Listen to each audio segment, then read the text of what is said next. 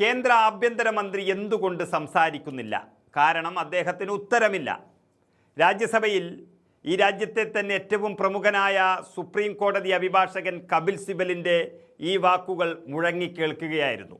പരീക്ഷാ ചോർച്ചകളും വിദ്യാഭ്യാസ മേഖലയിലെ അഴിമതിയും ഈ രാജ്യത്ത് വൻ വിവാദമായിരിക്കെ കേന്ദ്ര സർക്കാരിനെ പൂർണ്ണമായും പ്രതിക്കൂട്ടിൽ നിർത്തിക്കൊണ്ടാണ് മുതിർന്ന അഭിഭാഷകനും MP-യുമായ കപിൽ സിബൽ ഇപ്പോൾ വീണ്ടും രംഗത്തെത്തിയിരിക്കുന്നത്. വെറുമൊരു പേപ്പർ ലീക്ക് ബിൽ കൊണ്ടുവന്നത് കൊണ്ട് മാത്രം ഇന്ത്യയിലെ വിദ്യാഭ്യാസ സമ്പ്രദായങ്ങളെ ആഴത്തിലുള്ള പ്രശ്നങ്ങൾ പരിഹരിക്കാൻ കഴിയില്ല എന്നാണ് അദ്ദേഹം വാദിക്കുന്നത്. നീറ്റ് പരീക്ഷയിൽ കണ്ട ക്രമക്കേടുകൾ വെറുമൊരു തുടക്കം മാത്രമാണ്. വിദ്യാർത്ഥികളുടെ യഥാർത്ഥ പ്രശ്നം കേവലം പരീക്ഷ ചോർച്ച മാത്രമല്ല, ഈ രാജ്യത്ത് വർദ്ധിച്ചു വരുന്ന തൊഴിലില്ലായ്മയും വിദ്യാഭ്യാസ സമ്പ്രദായത്തോട് അവർക്ക് നഷ്ടപ്പെട്ട വിശ്വാസ്യതയുമാണ് എന്ന് ഓർമ്മിപ്പിക്കുകയാണ് കപിൽ സിബൽ. തൻ്റെ വാദങ്ങൾക്ക് ബലം നൽകാൻ ഞെട്ടിക്കുന്ന ചില കണക്കുകളാണ് അദ്ദേഹം സഭയിൽ നിരത്തിയത്. ഇന്ന് ഇന്ത്യയിലെ 1 ലക്ഷത്തിലധികം സ്കൂളുകളിൽ ഒരൊറ്റ അധ്യാപകൻ മാത്രമാണുള്ളത്. സ്കൂളുകളുടെ അവസ്ഥ ഇതാണെങ്കിൽ രാജ്യത്തിൻ്റെ അഭിമാനമായ IIT, IIM, IISRE തുടങ്ങിയ ഉന്നത പഠന കേന്ദ്രങ്ങളിൽ 28% മുതൽ 56% വരെ അധ്യാപക തസ്തികകൾ ഒഴിഞ്ഞുകിടക്കുകയാണ്. സർവകലാശാലകളിൽ 40%-ഓളം അധ്യാപകരില്ലാതെയാണ് ക്ലാസുകൾ മുന്നോട്ട് പോകുന്നത്. ഇതിനെല്ലാം പുറമെയാണ് രാജ്യത്തെ അതിരൂക്ഷമായ തൊഴിൽ പ്രതിസന്ധി. ഉന്നത വിദ്യാഭ്യാസം നേടുന്ന 81% കുട്ടികൾക്കും പഠിച്ചിറങ്ങിയാൽ ജോലി ഇവിടെ ലഭിക്കുന്നില്ല. നമ്മൾ നൽകുന്ന വിദ്യാഭ്യാസവും ഇന്നത്തെ തൊഴിൽ വിപണിയും തമ്മിൽ എത്രത്തോളം വലിയ വിടവുണ്ടെന്ന് ഈ കണക്കുകൾ വ്യക്തമാക്കുന്നു. തൊലിപ്പുറത്തെ താൽക്കാലിക പരിഹാരങ്ങൾ കൊണ്ട് ജനങ്ങളുടെ കണ്ണിൽ പൊടിയിടാതെ വിദ്യാഭ്യാസ മേഖലയിൽ ആഴത്തിലുള്ള സമഗ്രമായ മാറ്റങ്ങൾ കൊണ്ടുവരാൻ സർക്കാർ തയ്യാറാകണമെന്ന് ശക്തമായ ഭാഷയിലാണ് അദ്ദേഹം ആവശ്യപ്പെട്ടത്. കേന്ദ്ര സർക്കാരിൻ്റെ പരാജയങ്ങൾ ഒന്നൊന്നായി എണ്ണിപ്പറഞ്ഞുള്ള കപിൽ സിബലിൻ്റെ ഈ പ്രസംഗം ഇപ്പോൾ സോഷ്യൽ മീഡിയയിലും വൻ ചർച്ചയായി മാറിയിരിക്കുകയാണ്. माननीय श्री कपिल सिब्बल जी, giving me this opportunity to participate in this debate. अब सदन में जो भी यहाँ बैठा है उनके मन में ये बात तो जरूर होगी कि बच्चों के भविष्य के बारे में, कि उनका भविष्य अच्छा होना चाहिए, उज्जवल होना चाहिए सभी को।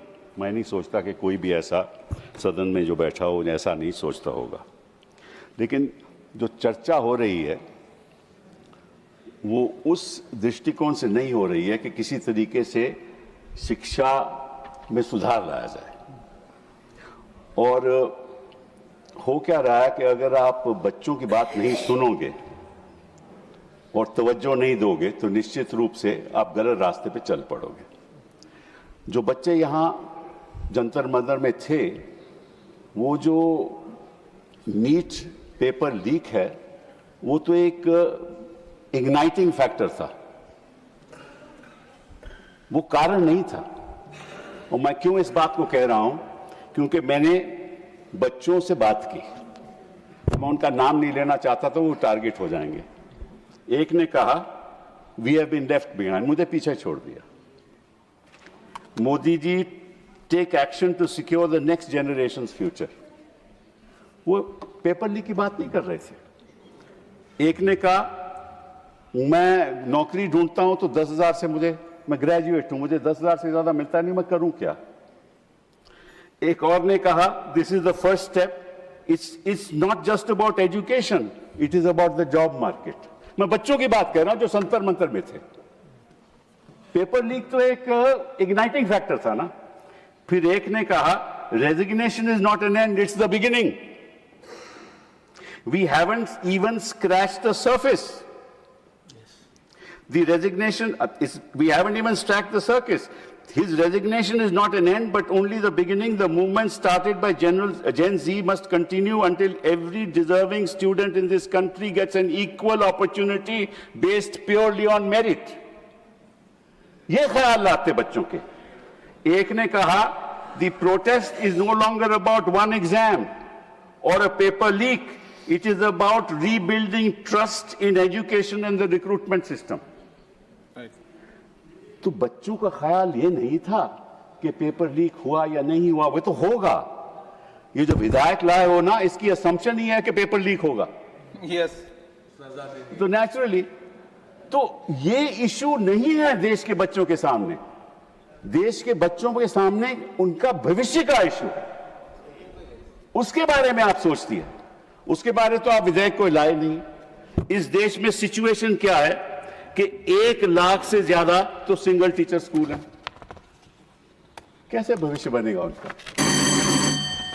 2 मिनट बोलने देंगे सर, 1 मिनट और कंप्लीट करें। बोलने मैं देखिए, मैं कोई इधर उधर की बात नहीं, समय मेरा देन देखिए, देखो और IITs, IIMs, आइसर्स में 28%, 5-6% वैकेंसीज हैं। क्या होगा उच्च शिक्षा का? 26% वैकेंसीज एसोसिएट प्रोफेसर में है, 56%, 18% असिस्टेंट प्रोफेसर में है। कैसे आप उच्च शिक्षा को सुधार कैसे लाओगे? इसका प्रभाव तो बच्चों पे पड़ता है ना। फिर 5400 वैकेंसीज हैं यूनिवर्सिटीज में, which is more than 15%. 81% of India's children who are enrolled, 81% in higher education, they can't get a job. 40% of faculty positions in these universities remain Please conclude now.